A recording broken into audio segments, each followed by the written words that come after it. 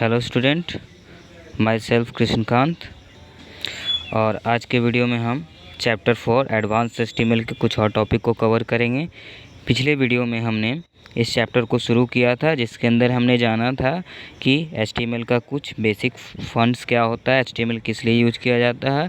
और इसके अंदर हमने टॉपिक कवर किया था इमेज इन एचटीएमएल डॉक्यूमेंट्स, यानी कि एचटीएमएल डॉक्यूमेंट्स के अंदर इमेज क्या होता है और इमेज किस टाइप के होते हैं। आज का हमारा टॉपिक है इंसर्टिंग इमेज। हम अपने एचटीएमएल प्रोग्रामिंग में हम इंसर्ट कैसे कर सकते हैं किसी भी इमेज को। तो देखते हैं क्या है ये। HTML offer IMG tag to add the image in the web page. HTML क्या है? एक IMG टैग प्रोवाइड करता है, यानी कि इमेज को इंटर करने के लिए हमारे पास HTML का टैग कौन सा है? IMG, ठीक है, जो कि हमारे वेब पेज के अंदर यूज किया जाता है। This is an empty element with which element sorry, यहाँ पे मिसप्रिंट है थोड़ा, ठीक है, एक ही है। It is empty element which user SRC attribute to select the image along with its part. क्या होता है, इमेज के लिए हमारे पास एट्रीब्यूट टैग है हमारा IMG, लेकिन यह एक क्या है? एक एम्प्टी एलिमेंट है, यानी कि यह एक एम्प्टी है। यह सिर्फ इंडिकेट करता है कि हमारा जो कोड के अंदर जो हम एलिमेंट ले रहे हैं वो किस टाइप का है। एलिमेंट जो है हमारा इमेज टाइप का, लेकिन इमेज हमारा कहाँ से लिया जा रहा है, इसके लिए हम क्या यूज करते हैं? SRC, जो कि हमारा इमेज का सोर्स होता है, ठीक है। तो इमेज के साथ हम क्या लिखेंगे? IMG के साथ हम हमेशा क्या लिखते हैं? SRC, जो हमारा इंडिकेट करता है कि इमेज का हमारा सोर्स क्या है, ठीक है।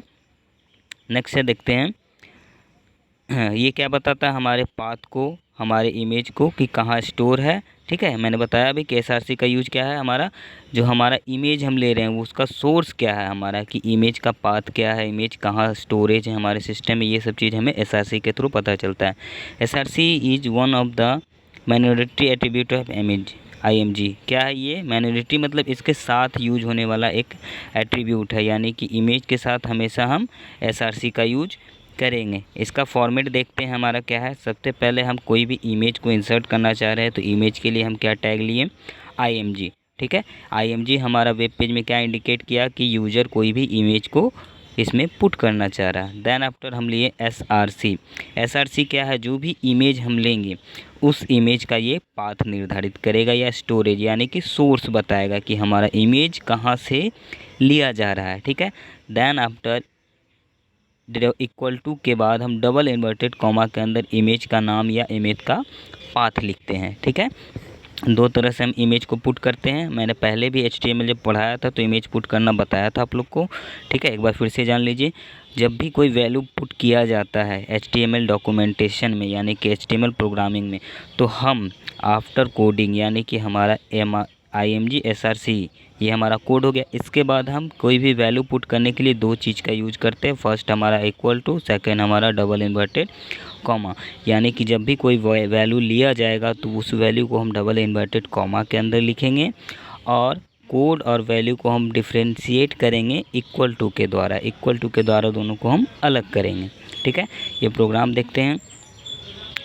फर्स्ट ऑफ ऑल हम क्या करते हैं? HTML लेते हैं। HTML हमारा हेडिंग बताता है कि HTML के अंदर हम वर्क कर रहे हैं। Then after head, then after title, ठीक है, ये सब कोड के अंदर है, ठीक। देन आफ्टर टाइटल लिए, टाइटल हम दे दिए नॉर्मली HTML, टाइटल को हम क्लोज किए, फिर हेड को हम क्लोज किए, ठीक है। देन आफ्टर हमारा बॉडी का पार्ट शुरू होता है। बॉडी के अंदर हम क्या लिए? IMG SRC लिए, ये हमारा पाथ दिया हुआ है, ठीक है। हम क्या बताएं, इमेज को हम दो तरीके से यूज कर सकते हैं। फर्स्ट हमारा ये पाथ है, हमारा F ड्राइव है जिसके अंदर एक फ़ोल्डर है पिक्स, जिसके अंदर हमारा इमेज है flower.jpg। यहाँ पे .jpg हमारा इमेज का एक्सटेंशन बता रहा है कि फ्लावर नाम का जो इमेज है वो किस टाइप का है, JPG फॉर्मेट में है। इस तरह से हम ले सकते हैं पाथ के थ्रू, या फिर हम डायरेक्ट इमेज को भी हम यानी flower.jpg भी हम डायरेक्ट लिख सकते हैं। लेकिन ये कब लिखा जाएगा? जब हम इस प्रोग्रामिंग को सिर्फ अपने सिस्टम में यूज करना चाह रहे हैं तो हम सिर्फ flower.jpg लिखेंगे। लेकिन जब हम दूसरे के सिस्टम में इस इमेज का यूज करवाना चाह रहे हैं या देना चाह रहे हैं या फिर वेब में, तो हम क्या है, एक पाथ के थ्रू ही हम इसको इंडिकेट कर सकते हैं, ठीक है। तो आई थिंक आप लोग को इमेज समझ में आया होगा, मैंने पहले भी बताया है, ठीक है। नेक्स्ट टॉपिक है हमारा resizing image on the web page. हम अपने वेब पेज के अंदर इमेज को कैसे रिसाइज कर सकते हैं, यानी कि इमेज का साइज को कैसे इंक्रीज और डिक्रीज कर सकते हैं। ठीक है, देखते हैं। To change the size of image you can use height and width. दो तरह का टैग, दो तरह का कोड यूज किया जाता है, या एट्रीब्यूट हाइट और width attributes in the image tag. Image tag के अंदर हम क्या है कि जब हम इमेज टैग को रिसाइज करना चाहते हैं तो हम दो टैग का यूज करते हैं। पहला हमारा हाइट है, दूसरा हमारा विड्थ है। ठीक है। The value of this attribute can be inter in pixel और एज परसेंटेज।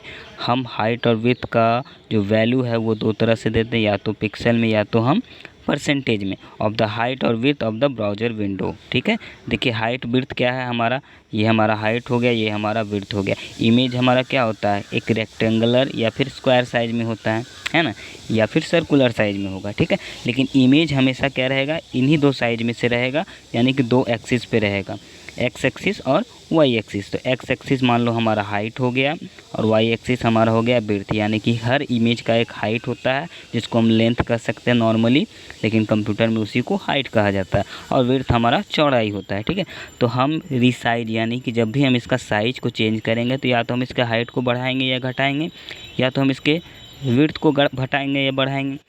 ठीक है, तो इसके लिए दो तरह का एट्रीब्यूट यूज किया जाता है, हाइट और विड्थ। अब इनका साइज कैसे हम सेलेक्ट करते हैं, यानी कि कैसे डिसाइड करते। तो पहला हमारा है क्या, पिक्सल।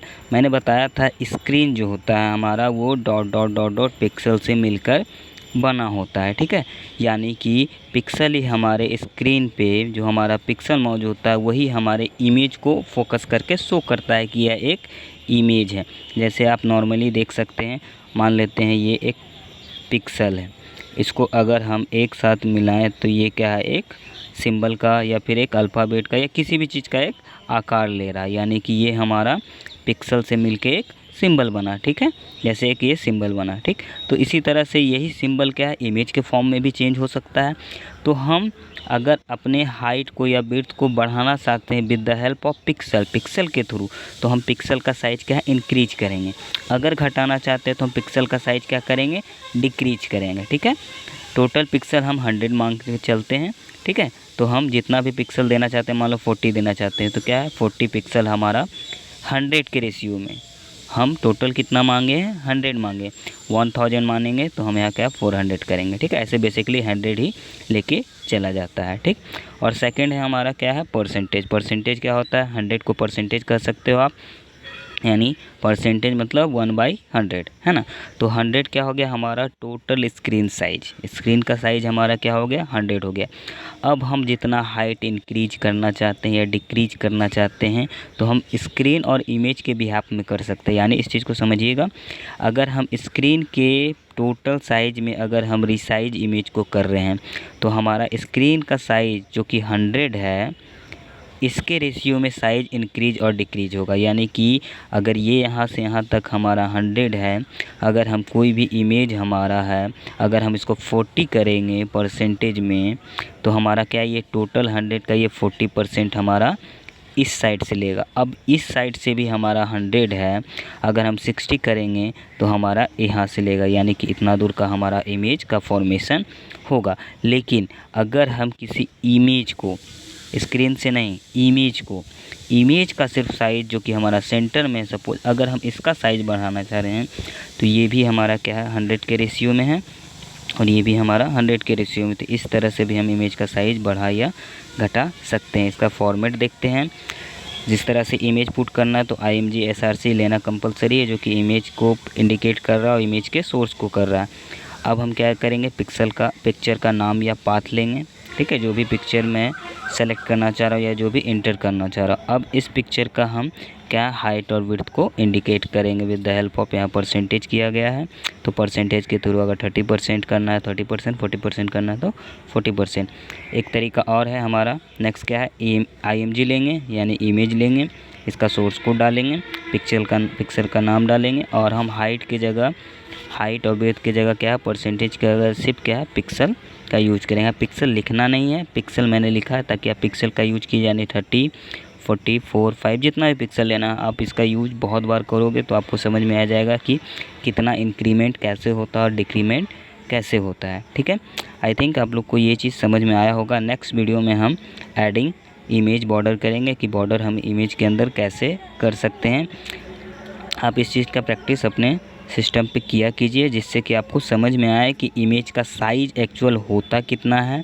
जैसे कि हमारा A4 साइज़ का कोई कॉपी है, अब हम एग्जैक्ट चाह रहे हैं कि हमारा रेशियो जो है हमारा इमेज का साइज 144 KB में आए, तो क्या है, हम जनरली क्या पेंट के थ्रू रिसाइज करते हैं, ठीक है, या फिर माइक्रोसॉफ्ट का एक है विंडो इमेजर, उसके थ्रू हम रिसाइज करते हैं, ठीक। लेकिन अगर हम जब प्रोग्रामिंग कर रहे हैं तो ये सब चीज़ हमें प्रोवाइड नहीं होगा, तो हम रिसाइज मतलब कि इमेज को साइज कैसे दे सकते हैं, परसेंटेज या फिर पिक्सल के थ्रू। तो आपको ये चीज़ पता होना चाहिए कि 30% या 30 पिक्सल का साइज़ कितने KB में आ सकता है। तो ये सब चीज़ हमारा कब हमें प्रोवाइड होगा या कब हम जानेंगे, जब हम इस चीज़ का प्रैक्टिस करेंगे।